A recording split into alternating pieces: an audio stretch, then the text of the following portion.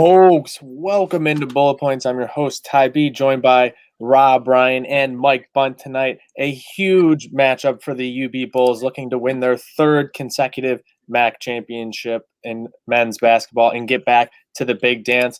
They will be taking on Mike Bunt's Bobcats. They've beaten them once this year by 20 and dropped a heartbreaker by 1 at home here on a neutral court in Cleveland, where the Bulls absolutely dominate. Rob, you got to be feeling confident heading into this one. Oh, I'm definitely feeling confident.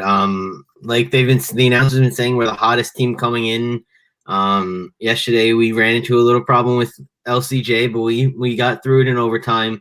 The day before, Nathan took us over yesterday. I'm feeling good about today. It was the one, like you said, the 1 point loss, which we came back. We had a chance to win, and then the domination of the 20-point game. Ohio's also looking good lately, but I think we have a good chance tonight to win third straight for the first MAC team ever. Yeah, and nobody knows Ohio basketball like Mike Bunt does, so we had to bring him in. Obviously, wearing that UB shirt, though, where are you rooting tonight, Mike? Where are your allegiances falling? Well, you guys don't want to know where the allegiances are. I'm just wearing this so I don't upset anybody watching this video right now. But I went to Ohio. I always say you got to put your school first. So I'm pulling for the Bobcats, but believe me, I will not be upset if UB wins. I grew up a UB fan. I've always supported the Bulls. So either way, I consider myself a winner today. But this should be a great game. These are two teams that have been playing their best basketball of the season since the beginning of February. Both teams have been hot. The Bulls even hotter since they kind of smoked the Bobcats just a few weeks ago. But outside of that game, OU hasn't lost a game, I think, outside of UB in their last 9. So this is a matchup of two teams that are really doing a great job representing the MAC in recent times. Absolutely. In that game, too, you look at it, Jason Preston had an awful game, 5 turnovers, only 10 points, shot 4 of 10 from the field. I think that's the perfect recipe you want if you're the Bulls. Is that not right, Rob? Because you can see, there's games where Jason Preston goes off 20, 30 points, and he's a guy who's going to get looked at to be a late-round draft pick. Oh, yeah, definitely. He's their top guy. They have the secondary guys in Vanderplas and McDay and a couple other guys, but if you stop Jason Preston, you're most likely going to be able to win this game. Most games that Ohio wins, he's up in the points or he's up in the assists. If you stop him like we stopped LCJ last night, we were allowing the rest of the team to win that game, and they had to go through LCJ. If Rondo can stop Preston as much as he did LCJ, we have a good chance tonight. Absolutely. You got to love it. Mike, is that not UB's key to success? I think that's the way they win this game, keeping Jason Preston in check. Yeah, definitely. That would be the most important thing for the Bulls to get this MAC title. The difference, though, is Preston's different than a lot of these other guards across the MAC. A lot of these guards, they might be a shooter, they might be a driver. Preston's an all-around guy. He really does it all, and that's why he's considered by some a legitimate NBA prospect, a late second-round pick possibility, because not only does he score around 16 points a game, he also gives you about 7.5 assists and 7.5 rebounds, and he has a really unique offensive skill set. He can hit you from deep, but he also has the ability to play slow, patient, wait for his opportunity. He has a floater that you really don't see by a lot of guys in the mid-major level, and he also is a cutter. How many point guards do you see willing to cut, get the ball in the paint, do a pump fake, and then put in a layup? You don't really see a lot. So a lot of guys, they'll drive to the hoop and do it, but they're not going to be patient enough to do that. So I definitely think UB shutting him down is key, but also they need to shut down Vanderplas. When he gets going, it takes a lot of pressure off of Preston. He really doesn't need to do too much. So UB's key, shut down both of them, and you'll have a good chance. If one of them goes off for 20, 25 plus, good luck, because once they get on fire, they have other weapons that they can get involved too, and it becomes tough to stop them. Absolutely. And a team who has a ton of weapons is the UB Bulls. They've gotten scoring contributions all over the place. We got Zach Snackadoo commenting in here, loves Robbie in the all white. Love to see it too. Shout out, Zach. What's up, man? But yeah, the Bulls getting scoring contributions throughout that lineup. You had Janathan take over that game last night, but we've seen Josh and Balla do it throughout the season. Javon's had his bright moments, and even Rondo Segu can do it. Rob, who do you think is going to be the guy tonight? I think he's going to go back to Mbala. The 2 games against Ohio, he's put up either high teens or in the 20s. He's looked dominant. Last night, yes, he had a bad shooting percentage, but he still got 20 rebounds.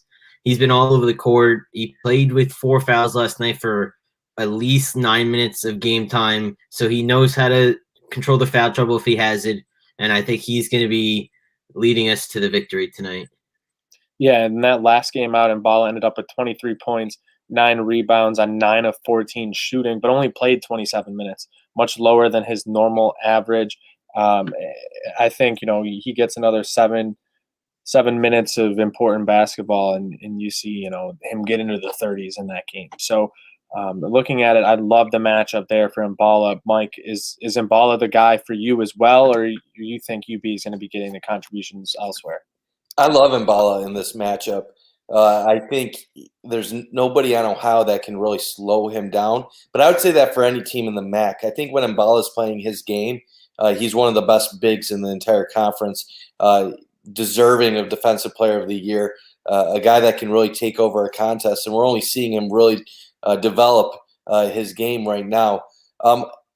What really shocked me when UB went down to Athens and played the Bobcats and dominated them was how well-rounded that effort was. UB got a solid bench performance. They were forcing so many turnovers early in that contest, and I know that UB has a good defensive team, and their efficiency ratings show that, but they really made Preston and the Bobcats offense just look lost. I almost feel like besides stopping Preston, obviously that's easier said than done. The bigger key in this game, other than UB players stepping up, is just keep that defensive intensity going. If you can force OU to be sloppy and really get out of their element, it's going to be a struggle for the Bobcats again if you can get them off their game early on. Yeah, absolutely. I think that's going to be key because Ohio can score. They've shown it throughout the season. Cav, we're talking about, who we think the guy is going to be tonight for UB. As we've seen, pretty much every one of the starters at different points has taken over games and won them. Who do you think it is tonight, Cav? I think it's got to be Janathan Williams. We talked about it on the post-game show. We went through it a little bit, and he's got to be the guy. I think he showed yesterday that he is the primetime player on this roster. Javon Graves does a lot of everything, fills up the stat sheet, but isn't necessarily that primetime guy right now. And that's what's the most important to me is Janathan Williams filling up the score sheet, and getting help from, defensively, where he might struggle a tiny bit is on the defensive side of the floor. But he gets help from the rest of his roster there.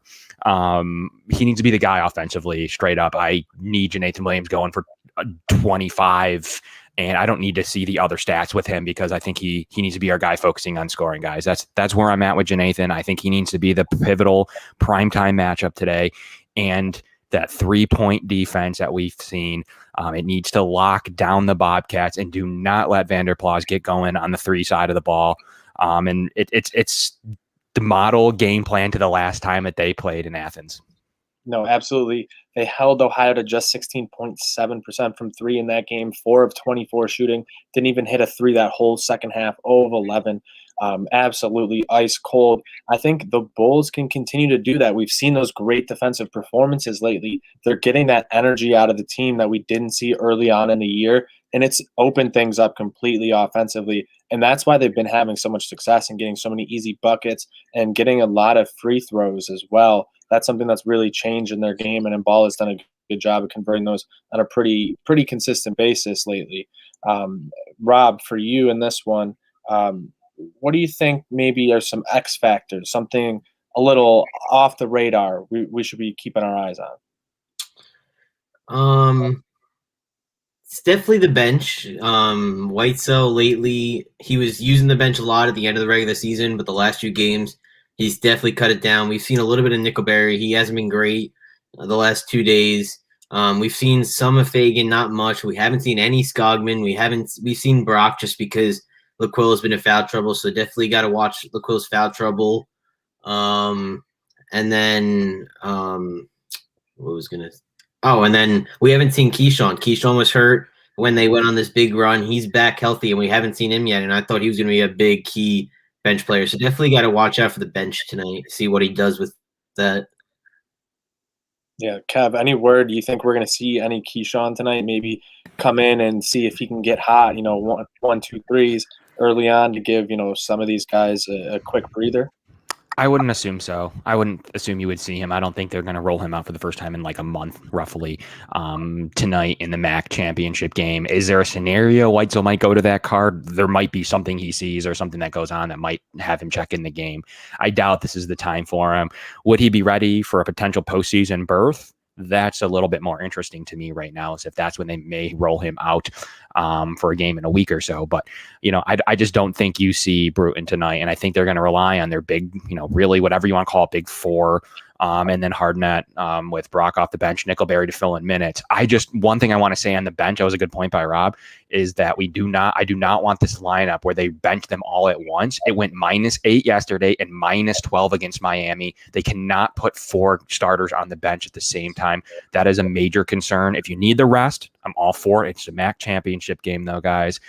You should be able to go as many minutes as possible. However, when you need those breathers, we need to do 1 or 2 man rotations there. We cannot get into a lineup with Fagan, with Nickelberry, with Brock, and some of your backup players all at once. It has not been good to Weitzel. So he needs to go away from that, and he should hopefully have seen 2 games of data on that to go away from any bench lineups like that all at the same time. You do need to keep 3 starters on the floor at the same time. That is just an absolute necessity, Mike. Do you feel the same way, or do you think that they're trying to sneak minutes and then, play them with when Ohio goes to the bench? What's the theory there on why you would go 4 bench players, the only ones that would play at the same time? I feel like maybe they were trying to sneak minutes in early in the MAC tournament while they had a period of time where they could get away with it for a little while. I don't think the MAC championship is the game where you try to do that. You and me agree 100% with that. When they try to put 3 guys from their bench in on the court at the same time, it's normally trouble. And I don't think Ohio is necessarily a team you want to do that against. Some of these teams like Akron, they might have a Lauren Christian Jackson who he's going to score 22 points a game. But Ohio, they spread out their scoring. Even though Preston and Vanderplas are the 2 main guys, you have Dwight Wilson, you have a Ben Roderick, a London McDay, a Mark Sears. If you put your 3 bench guys in, look out. Ohio's bench, they could outscore you, and next thing you know, you could lose a 5-point lead and be down 5. So this is not the time to do that. I'm in total agreement with you, Kev. No, I love that, Mike. And let's go back to that. Let's get back on the Bobcats. We've been talking a lot about the Bulls' recipe for success. What do you think is the Bobcats' recipe for success? So against Toledo, they were shooting the ball well from deep. I don't know what the final numbers were, but they've been jumping out to big leads. And when they get in front by double digits, they're a tough team to come back against. They dominated Kent. They dominated Toledo. Before they lost UB, they dominated Akron. They're putting a stranglehold on teams early in the contest by shooting the ball well, inside out, by having Dwight Wilson and Vanderplas in the interior. They have the ability to extend defenses with an inside-out game, and that's been a big strength for them because Vanderplas, even though he's a good shooter, he's not a great shooter, but he makes bigs come out to guard him.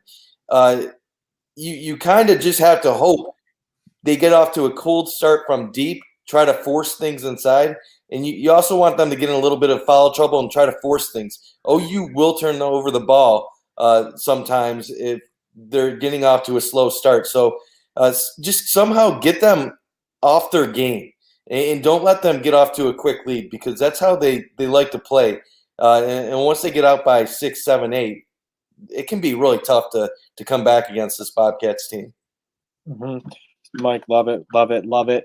The Bulls are going to be able to figure it out. Don't worry. I'm not worried about that recipe at all. But, we're, less than 10 minutes here from tip-off, we're going to go around the room. We got to make our predictions. Robbie, let's start with you here first.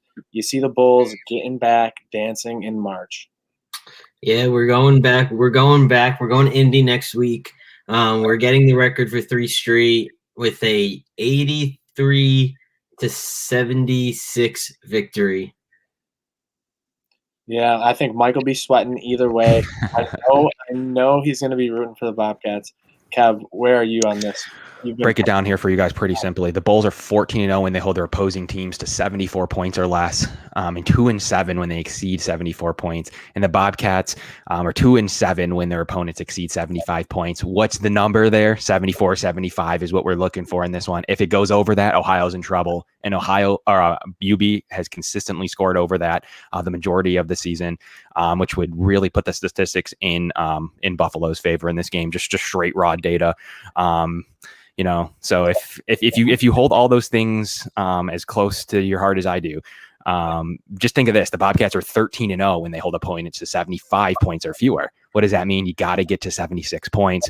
I got UB in this one, 81-73. And I really do think they guard the 3-point line particularly well. Preston turned the ball over 6 times the last time that they played. He forced it way too much. That's the key to success. Score points. So the numbers are in your favor. It's simple. Defense does travel, but if you score historically, numbers wise, if you go over 75, Ohio is not going to be able to do anything about it. And rebounding, guys, that's the edge. Ohio did that particularly well last night against Toledo. They grabbed over 40 boards, which is like 8 more than their average. It's going to be hard to get that this game with when you have Hardnett, Brock, and Josh and Bala in there, Mike. So you have some numbers. I have some numbers too. Teams that I root for in the MAC championship are 6-1 in the last 7 times. That includes Ohio and UB. Wow. So whoever I normally root for in the MAC championship, they have the advantage. And on this day, I have the DJ Cooper number 5 Ohio jersey on my side. And we all know about Coop Magic, his legacy, his pictures, his tradition, getting pregnant. I got 2 hats next to me right now. I got this thing and I got this thing. Now, you guys. What is this, a recruiting notice, Mike? Is this going to be a decision day? Well, we're going to try to have some league course magic here. Now, you guys all know I'm rooting for this school right now, but you all know I have a soft spot and love this school as well. So you're all assuming probably that I'm going to go with the Bobcats and pick DJ Cooper and get them back to the tournament. But my pick is UB. I have the Bulls 81-77 if I ever get this out of my head. And I guarantee you at the end of the night, I will be a happy person either way. So it's going to be a great night, guys. Enjoy it. See it. Mike's going to be watching on his brand new TV. He's going to be in heaven tonight. He knows he's going dancing either way.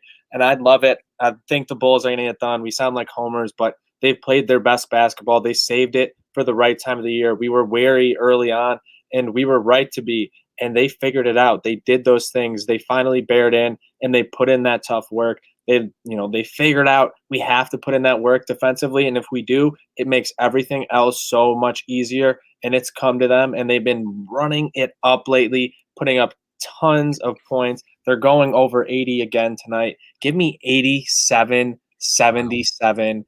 Bulls win. Bobcats go on a little run late, but they can't get it within double digits. Love the Bulls tonight, -2.5.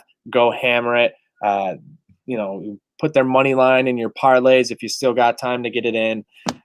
We only got one thing left, Robbie. Let's go, Bulls.